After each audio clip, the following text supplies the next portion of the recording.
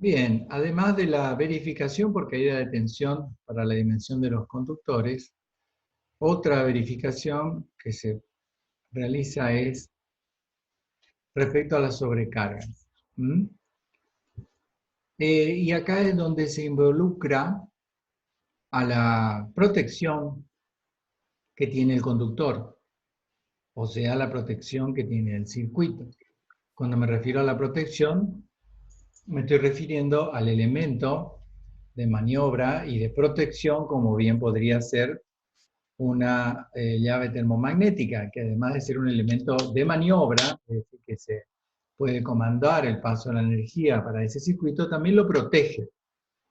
Es decir, que se activa cuando los valores de sobrecarga superan a los valores nominales de protección y que pueden ocurrir de dos maneras, porque hay una pequeña sobrecarga elevada en el tiempo, o también puede ser por cortocircuito. En el caso de las cargas sobre elevada en el tiempo, ocurre que podríamos sobrepasar la intensidad de corriente admisible del conductor por un poco más arriba de lo establecido, ¿no? Y sin embargo, eh, no se acciona el elemento de seguridad, porque todavía está dentro del rango de seguridad. Ahora bien, si esa sobrecarga permanece en el tiempo, entonces sí puede generar un problema. Por lo tanto, el dispositivo de seguridad no solo acciona así inmediatamente cuando se sobrepasa, sino que puede actuar luego de un periodo de tiempo cuando detecta que hay una sobrecarga que se mantiene en el tiempo. ¿Entienden? Es una pequeña sobrecarga y que se va manteniendo en el tiempo. Entonces ahí detecta esa continuidad de la sobrecarga en el tiempo y se acciona. ¿Está?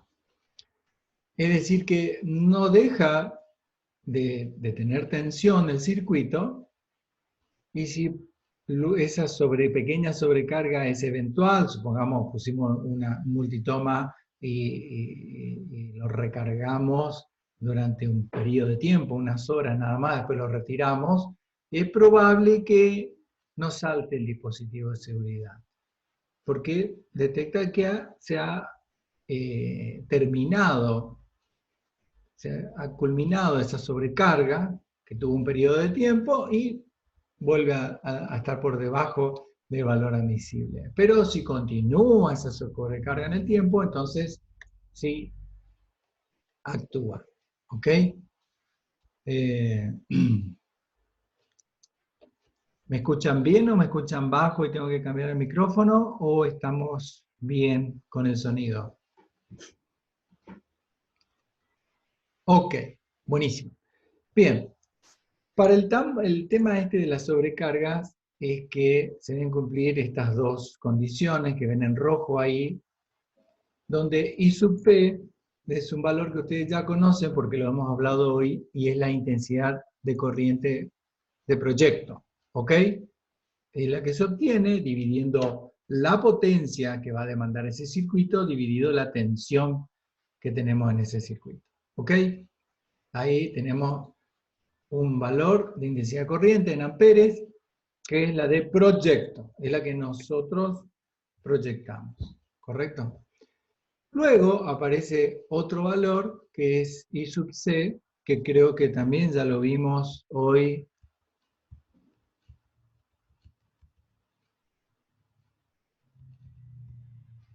Acá, efectivamente, ya lo vimos, I sub C, que es el valor de la intensidad de corriente admisible del conductor. ¿Ok? I sub P de proyecto, I sub C, la intensidad admisible del conductor. ¿Ok? Bien. Pero a su vez, ahora, colocamos un elemento de seguridad, un dispositivo de seguridad. ¿Correcto? Y ese dispositivo de seguridad es el que tiene una nomenclatura de I sub n, ¿correcto? N de nominal, que es la intensidad nominal del dispositivo de seguridad. Es decir, la intensidad a la cual se acciona ese dispositivo de seguridad. Por lo tanto, hay una regla muy sencilla, que es la primera ecuación que aparece ahí, donde nos indica que la intensidad de corriente de proyecto debe ser menor que la intensidad de corriente de la protección, I sub n, que a su vez debe ser menor que la intensidad de corriente admisible del conductor. ¿Entendieron? Está bastante lógico lo que figura ahí. Es decir, que la protección se coloca entre las dos intensidades. Yo personalmente no estoy muy de acuerdo, no estoy de acuerdo con este tema de que se indique menor o igual. ¿Sí? O sea, quiere decir que yo podría colocar igual. Eso ese pequeño detalle a mí no me convence. Está en la norma, pero a mí no me convence. Yo no creo que pueda llegarse a la situación donde la intensidad del proyecto sea igual a la intensidad de la protección, que sea igual a la intensidad de corriente del conductor. Me parece que no es saludable para las instalaciones. Pero bueno, es una apreciación mía. Podemos ser críticos, por supuesto, con las normas. En fin.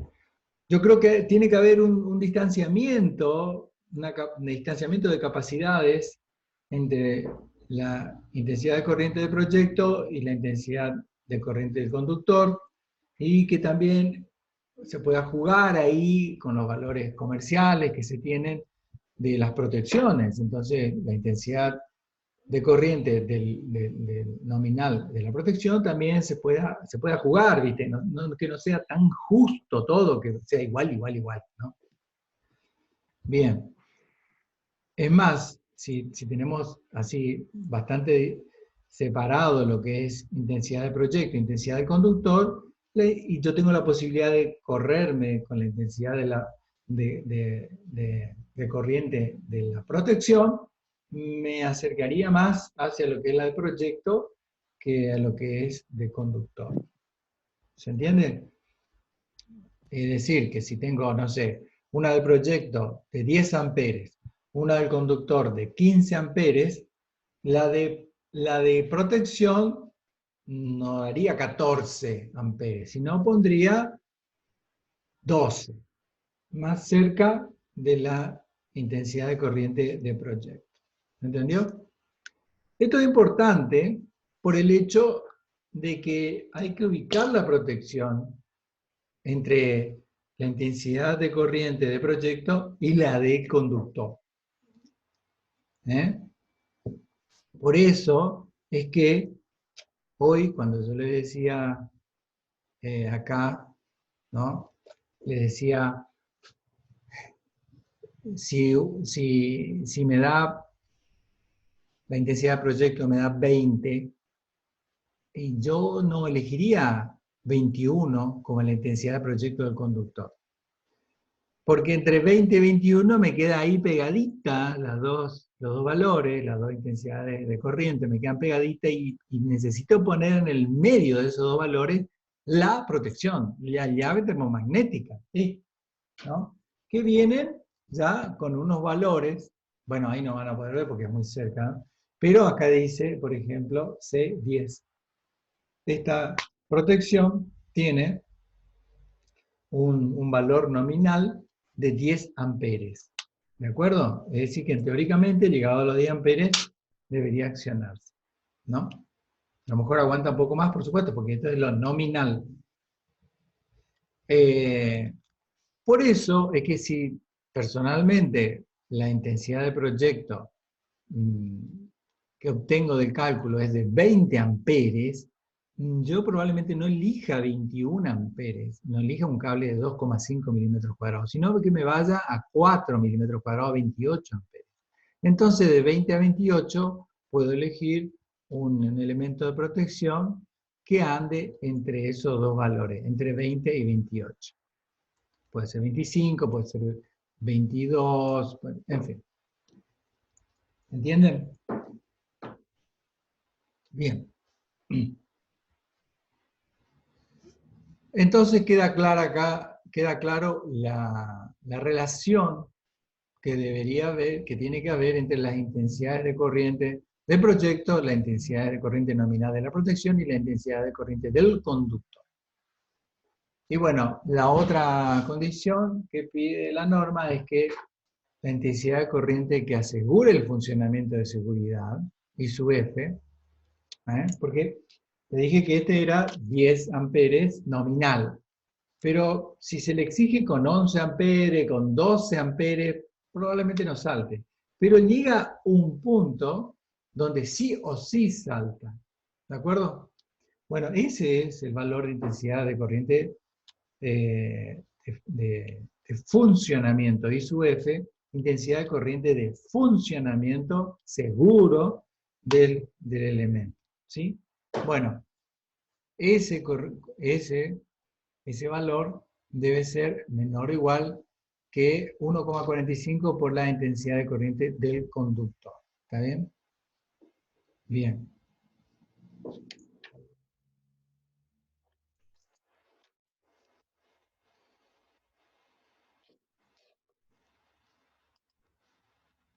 Verificación de cortocircuito. Bueno, perfecto. Esta es otra verificación que se suele hacer para determinar si el conductor tiene una sección por encima de lo que se necesita para que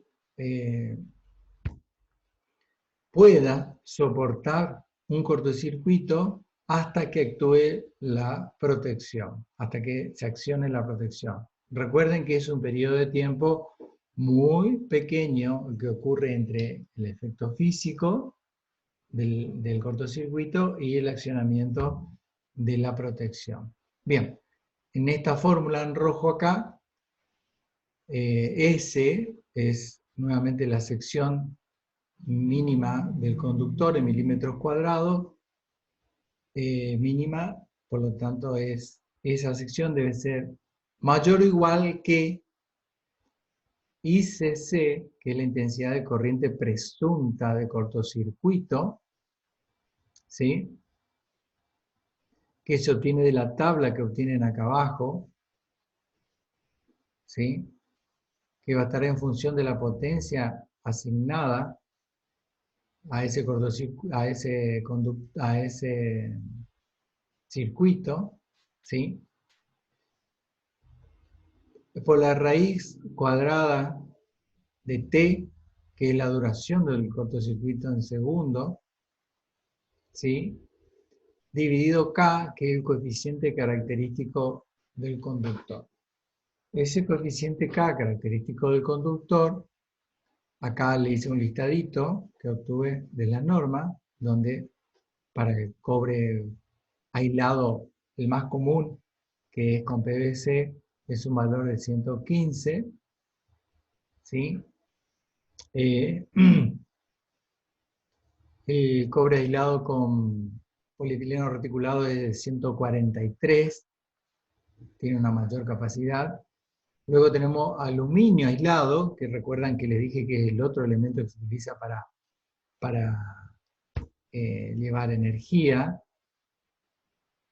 Es aluminio con PVC de 76, ¿sí? Como pueden ver, no es tan eficiente tan bueno como el cobre electrolítico, y cuando el aluminio está aislado con polietileno reticulado es de 94. ¿Sí? A veces se hace entonces esta verificación para el caso de cortocircuitos. Bien, hasta ahí hemos visto lo que es el dimensionamiento de los conductores. Para el caso de que esos conductores vayan dentro de canalizaciones,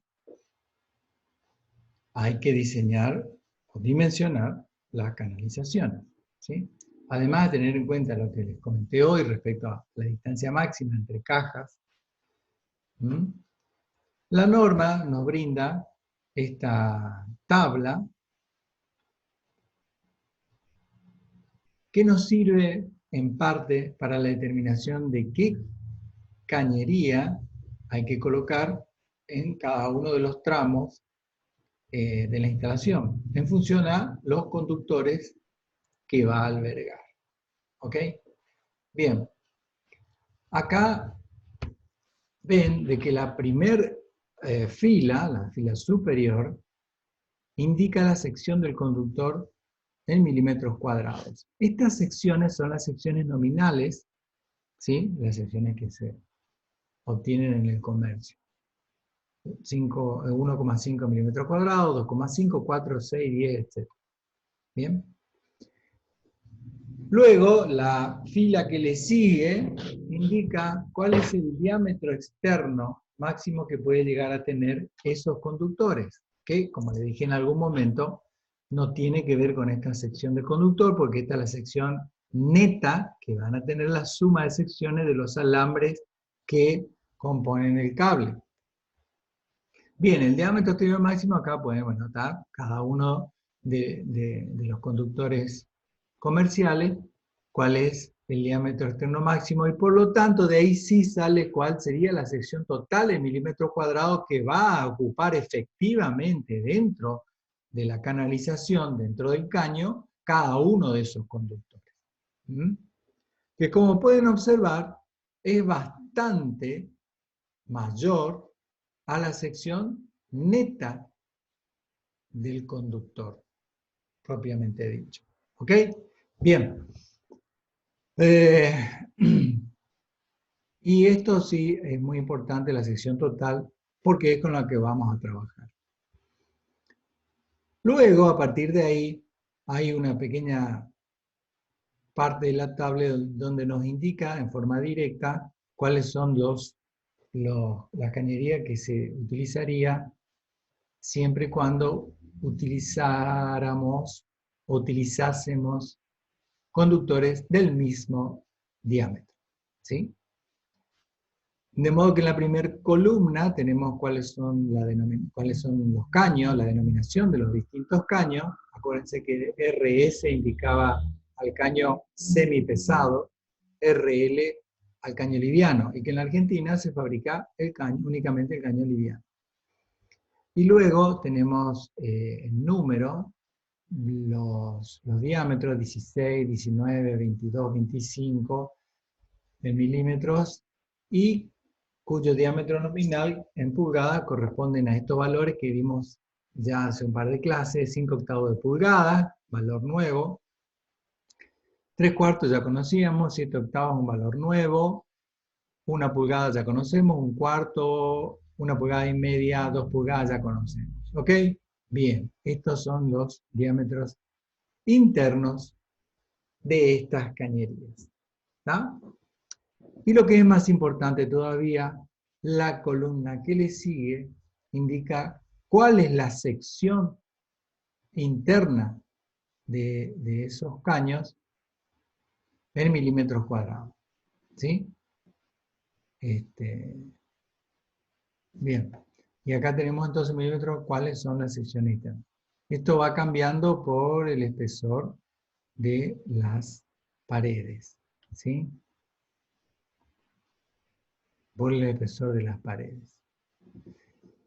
Bien, entonces, si por ejemplo tenemos dos conductores de 2,5 milímetros cuadrados que llevar por una cañería, bajamos desde el número 2,5 de sección del conductor hasta el número 2, que es cantidad de conductores. Ahí nos dirigimos hacia la izquierda, ¿sí? Y obtenemos cuál sería el caño cuyo diámetro mínimo satisface esa condición.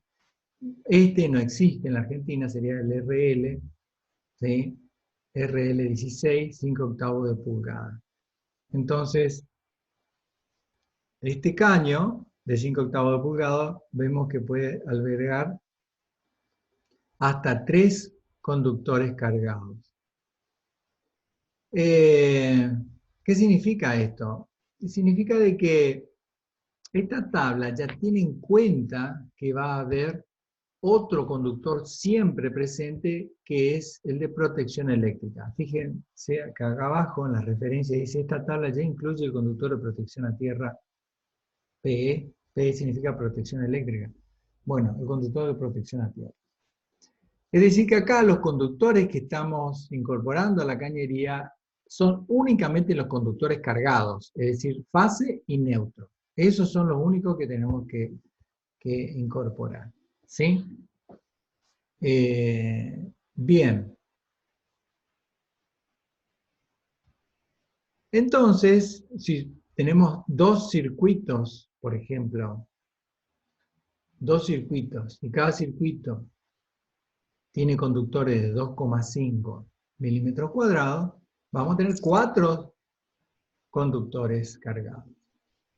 Quiere decir que arrancamos desde acá arriba de 2,5 milímetros cuadrados, bajamos hasta la cantidad de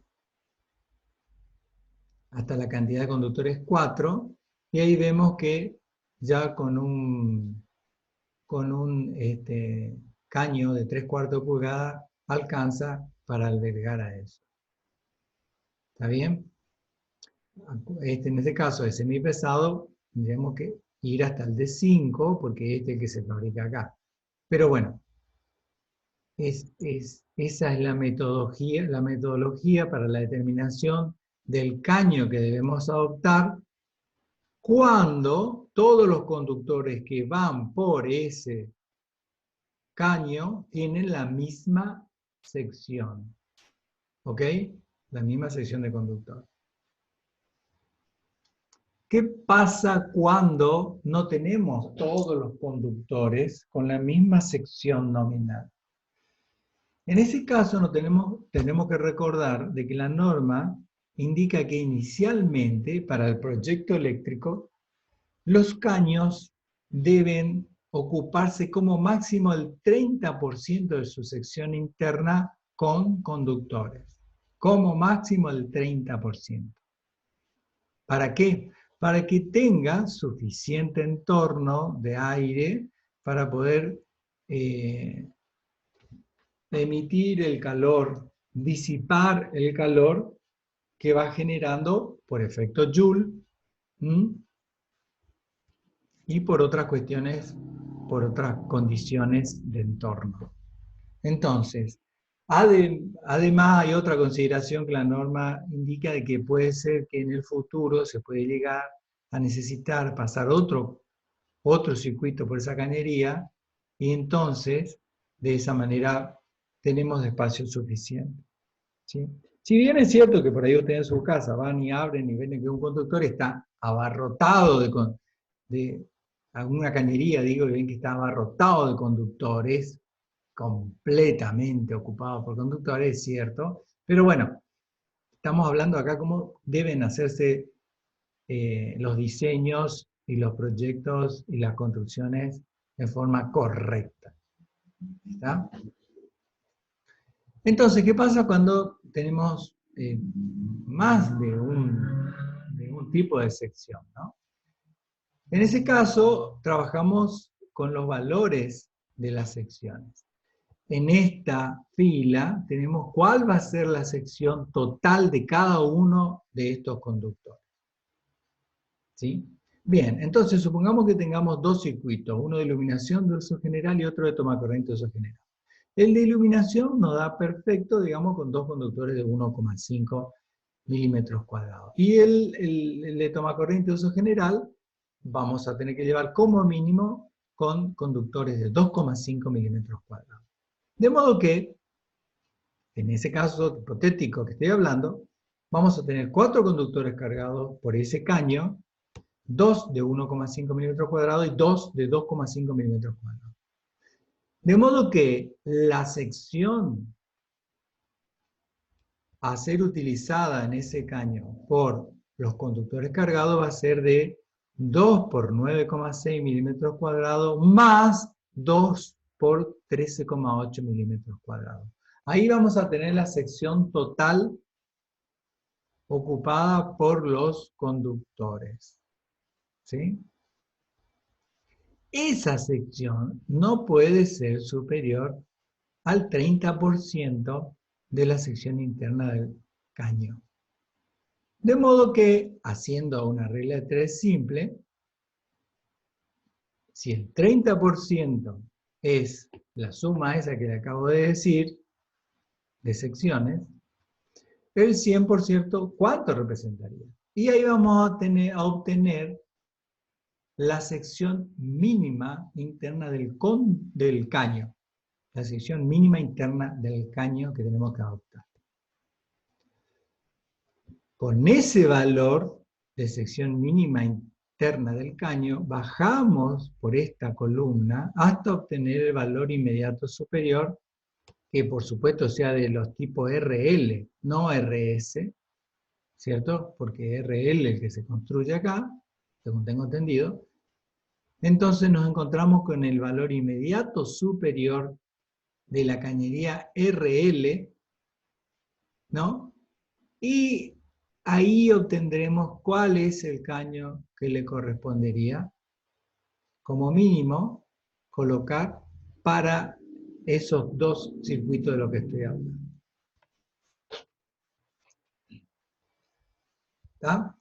Cristian, el caño que yo le dije que no se estaba fabricando, hasta donde yo me enteré en la Argentina, son los semipesados, o sea, RS. Todo lo que es RS, hasta donde yo sabía, en la Argentina todavía no se estaba construyendo, solamente los RL. Bueno, les voy a averiguar esto para la próxima clase, si continúa así, ¿está? Nada más. Es decir, que de estas filas acá tienen que tomar todo lo que son RL y utilizar estos valores. ¿Entienden? Esa es la metodología cuando no podemos usar esta tabla, porque tenemos conductores de diferentes secciones. Entonces, sumamos todas las secciones de los conductores cargados, ¿sí? Sin tener en cuenta la protección eléctrica. Sin tener en cuenta el conductor de la protección eléctrica. Todos los conductores cargados, sumamos sus secciones y eso va a representar como mínimo el 30%. ¿Ok? De ahí, regla 3 simple, sacamos cuál sería el 100%, la sección mínima del caño. Entramos en la columna y con el caño en la sección inmediatamente superior, en caños livianos, vemos cuál es el caño que le corresponde. ¿Está bien? Bueno, y con esa simple operación pueden determinar cuál es la sección de cañería que tienen que colocar en ese tramo de la instalación. Bueno, una de las... Acá lo que les muestro es una de las tablas que la norma en su momento presentó de cómo hacer un resumen del cálculo, ¿sí? El cálculo se resume en este tipo de tablitas, ¿no? Donde aparece en la primera columna el número del circuito, como se llama, 1, 2, 3, 4, 5, etc. Puede ser también en números romanos, en vez de números arábicos. Después, en la segunda columna, aparece cuál va a ser el destino. Y acá me disculpo, voy a cambiar esto porque ya hoy no se usa así iluminación, tomas, sino se utiliza simplemente las siglas. Iluminación de uso general, IUG se coloca en vez de la palabra que dice iluminación, me comprometo a cambiar esta tablita. Y lo que es tomas, se coloca si es general, porque tomas como iluminación ahí pueden ser tanto de uso general como de uso especial, y ahí no está aclarado. Pero esta fue, yo saqué de una bibliografía, que por lo visto es antigua, ¿no? Hay que aclarar entonces si es de uso general o de uso especial. Por lo tanto, ahí aparece IUG o IUE y después TUG o TUE, dependiendo de qué tipo de circuito sea. ¿Está? En vez de ser destino acá arriba, podría ser tipo de circuito, porque la norma dice, habla así de tipos de circuito. Perfecto. Luego aparece una tercera columna donde aparece el número de bocas de ese circuito. ¿Sí? Entonces rápidamente uno puede tener un control acá si el número de bocas es coherente con los máximos que la normativa indica. Recuerden que le mostré una tablita donde dice cuál es el máximo de bocas que debe tener cada circuito según el tipo. Y por supuesto, fíjense lo que nosotros les entregamos a ustedes, porque hubo un cambio en esa cantidad máxima de boca en el 2007, cuando la EA hizo toda una revisión, sí, ya sé, más de 10 años atrás. Pero todavía hay bibliografía que es anterior a eso y que, bueno, a lo mejor lo tienen, lo pueden conseguir en internet, pero fíjense que sea bibliografía posterior al 2007 con la que estén trabajando, ¿ok?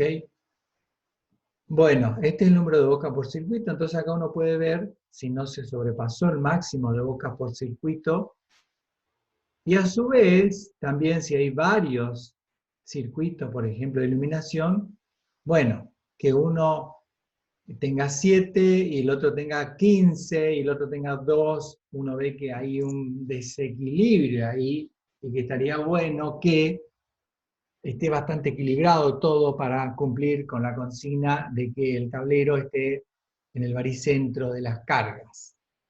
¿De acuerdo? Eso también se puede observar acá en forma directa en la tabla. Luego aparece la potencia en watt, o acá le ponen volt-ampere, que surge, que es en realidad, si no se tienen datos certeros de cuál va a ser el consumo que va a tener cada circuito, si no se tiene datos exactos de más o menos cuánto va a tener, se utilizará lo mínimo que la norma propone, que es la demanda máxima simultánea. ¿Está? Y que habíamos visto de que en el caso de iluminación era el 66% de la cantidad de boca por 150 watts por boca. Entonces, este 693 seguramente resulta de multiplicar 7 bocas por 150 watts por boca por 0,66. Y de ahí saldría este valor. Está acá. En cambio abajo, bueno, eso siempre y cuando se trate de iluminación de uso general. Quiere decir que este es un circuito de iluminación de uso general. Porque si fuera iluminación de uso especial, no sería por 150 watts por boca, sino 500 watts por boca. Bien, en este circuito 2, este toma corriente seguramente toma corriente de uso general, y acá la potencia que nos indica es una sola, no sale de ningún cálculo, es directamente lo que la norma nos indica y nos dice 2200 watts como mínimo para ese circuito. ¿Ok? Bien.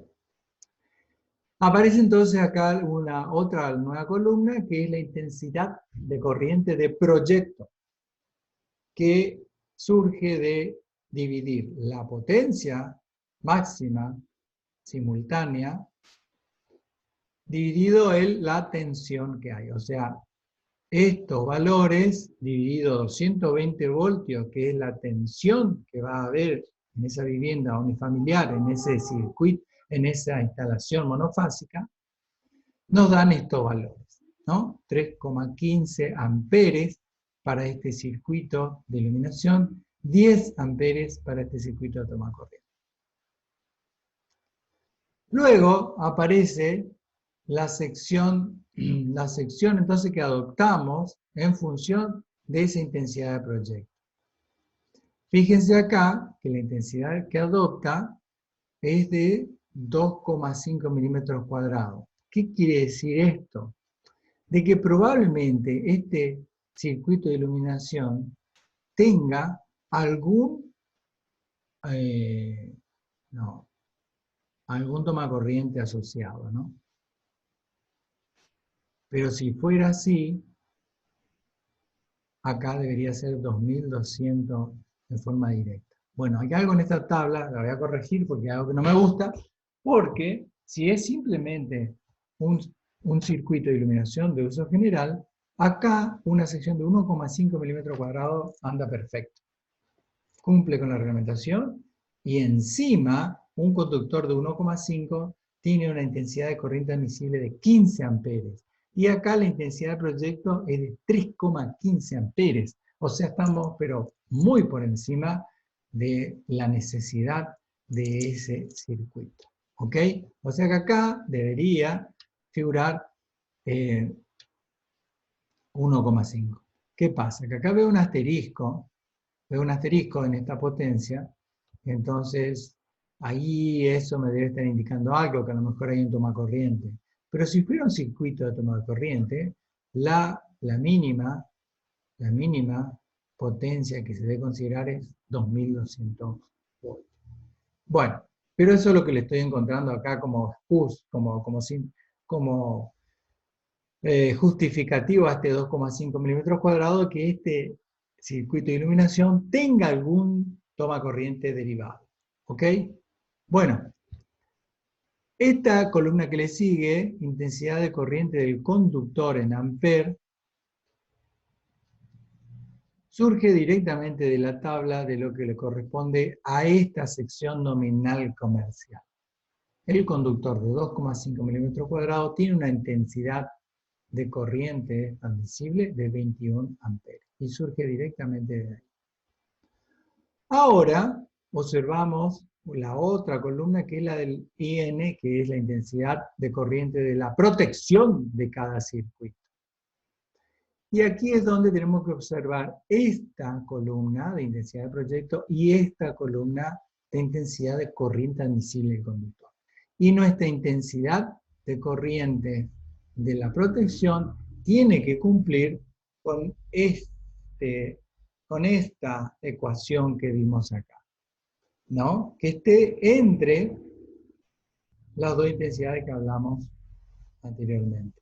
Si bien acá dice que pueden ser iguales, yo personalmente no comparto eso, pero no importa. Entonces, como pueden observar, los valores acá de la intensidad de la protección están entre los valores de la intensidad de proyecto y la intensidad del conductor. O sea, 16, que está entre 10 y 21, y obviamente está entre 3 y 21. ¿Ok? Y luego, finalizando esta planilla, aparece cuál es la sección del caño, o en este caso el diámetro, perdón, el diámetro del caño que va a albergar a ese conductor, siempre que por ese caño vaya solamente ese circuito, Entonces, en el caso de los dos primeros, vemos que con un caño de 5/8 de pulgadas, ya podremos albergar solamente este circuito, solamente a ese circuito, que sale en forma directa de la tabla que le mostré anteriormente, ¿no? Ahora, estos dos circuitos van hacia un tablero, ¿no? Dentro del cual están los elementos de corte y de seguridad. Y hay un par de conductores que llega hasta ese tablero para alimentar a estos circuitos. Ese par de conductores es lo que se denomina la línea seccional, ¿sí? Porque estos dos circuitos, el 1 y 2, llegaría hasta un tablero que va a ser un tablero seccional para este caso, ¿no es cierto? Un tablero seccional. De modo que llega ahí una línea seccional. Esa línea seccional va a tener que resistir una potencia que es la totalidad, la suma de la potencia simultánea máxima, ¿sí? Y acá está la suma. De ahí surgirá cuál es la intensidad del proyecto, y de ahí vamos a tener cuál será la sección que van a tener que tener los conductores que llegan hasta ese tablero seccional. Esto además debe cumplir con la condición de secciones mínimas, ¿de acuerdo? Que nos dice que 4 milímetros cuadrados es lo mínimo, ¿cierto? Porque si se fijan bien, acá un conductor de 2,5 ya tiene una intensidad de corriente de 21 amperes, por lo tanto ya está por sobre lo que necesitarían los conductores que llegan hasta ese tablero seccional. Sin embargo, la norma impone mínimos, y ese mínimo para la línea seccional es de 4 milímetros cuadrados, cuya intensidad de corriente de conductor es de 28 amperes. ¿Está bien? A su vez, ese conductor va a tener su propia protección, que deberá estar entre la intensidad de proyecto 13,15 y la intensidad de corriente del conductor, ¿sí? Y en este caso se adoptó de 25 amperes, que está entre los dos. Finalmente, se adopta cuál es el diámetro mínimo del caño que va a tener que albergar a ese conductor seccional que llega hasta ese tablero seccional, que es de 3/4 de pulgada. ¿Sí? Bueno, les propongo entonces cortar acá y continuar a la tarde.